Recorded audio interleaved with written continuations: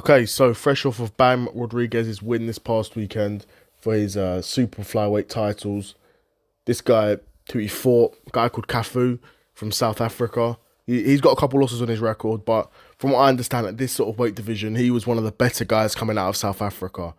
That being said, Bam Rodriguez just gave him work, bro. Just absolutely put the work on him. From the get go was applying pressure, walking Cafu down, and Cafu was just eating big shots early on.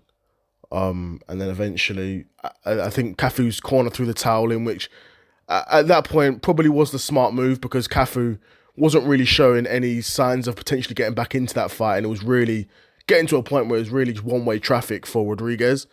Then, obviously, like I said, they throw the towel in.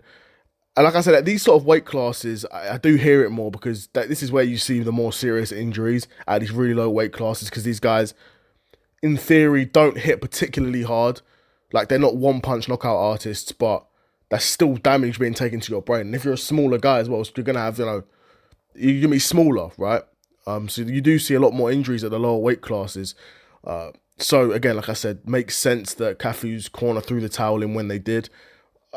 I almost think he could have gone a bit longer, but maybe that's the barbarian in me because I was like, Cafu, he wasn't out, but I guess as your corner, you shouldn't be waiting for a guy to go out, right? If you can see he's just taking a beating, and there's no way for him to come back into the fight and live. You want to live to fight another day, you throw the towel in, right? That is what a good corner would do and should do, I guess.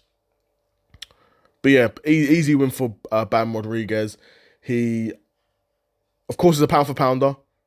He's a pound for pounder. Believe he started his career at flyweight, one belts there. Now he's at super flyweight and he's doing his thing there as well. Of course, for a guy like Bam Rodriguez, his biggest fight, his most competitive fight, I think it would be, and commercially his biggest fight as well is that Naoya Inoue super fight, right? Where Naoya Inoue, of course, was undisputed at bantamweight, undisputed at super bantamweight too.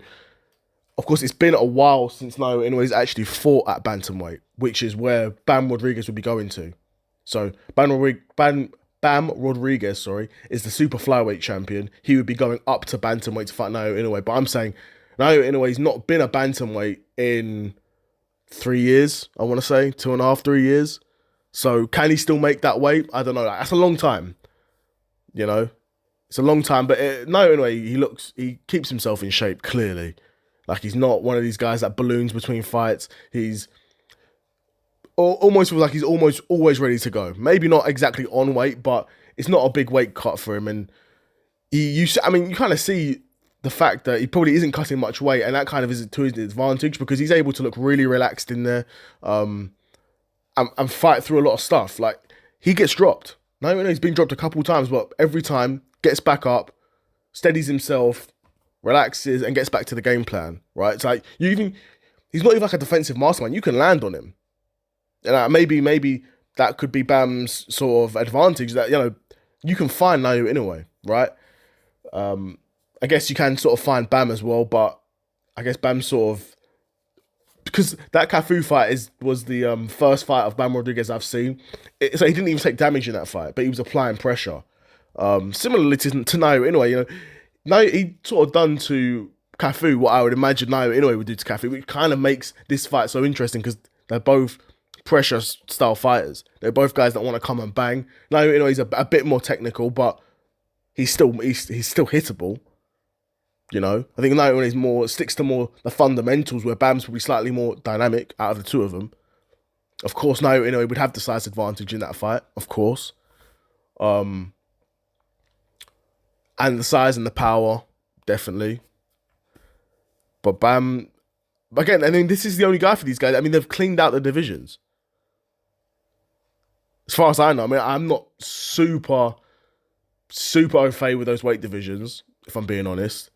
So maybe there's some young contenders coming up, but as far as I know, these guys are two guys that have cleaned out their divisions. Right, so if that fight can get made at bantamweight, then hey, that's a big fight for both of those guys. That I imagine would be the biggest paydays of both of their careers. I think that could be, you know, comfortably be like a co-main to one of the ring season card or Riyadh season cards or something. Comfortably. I don't think it's a big event, main event. It could. That being said, Naomi Inoue shows in Japan, they're big events. Like if he's going to the Tokyo Dome selling out, I don't know how many the Tokyo Dome fits, what, 20, 40,000? If he's selling that out, then you are a big star. You know what I'm saying? If you're selling out them arenas, you're a big star, right? So maybe they could do that fight there. Of course. I mean, then you're really giving a lot of advantages to Naomi Inoue at that point. You know, you're giving him the home court advantage, the size advantage, power advantage. Like you know what I mean? You got to give Bam something. Like, Bam is a champion in his own right. You got to give Bam something. So we'll see.